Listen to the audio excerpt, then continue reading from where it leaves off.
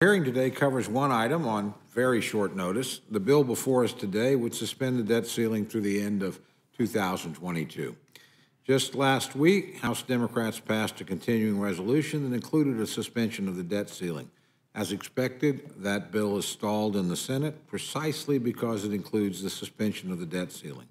Having hit their heads against a brick wall once, the majority now is seeking to once again slam their collective heads into that same wall. Mr. Chairman, I don't know how Republicans can be more clear on this topic. So long as this majority insists on spending money like drunken sailors on shore leave, probably unfair to drunken sailors on shore leave, Republicans will not help them to lift the debt ceiling. This year alone, the majority's already rammed through a partisan $1.9 trillion spending bill, supposedly about COVID relief, but really about a long list of partisan progressive policies.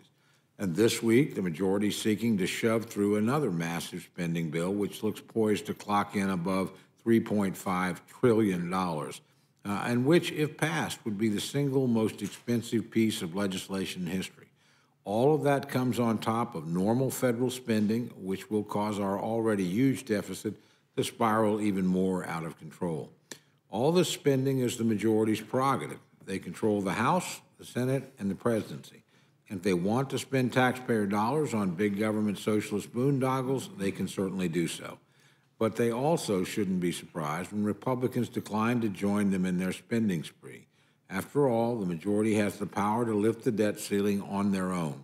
And if they want to keep spending money in this way, they and they alone must act.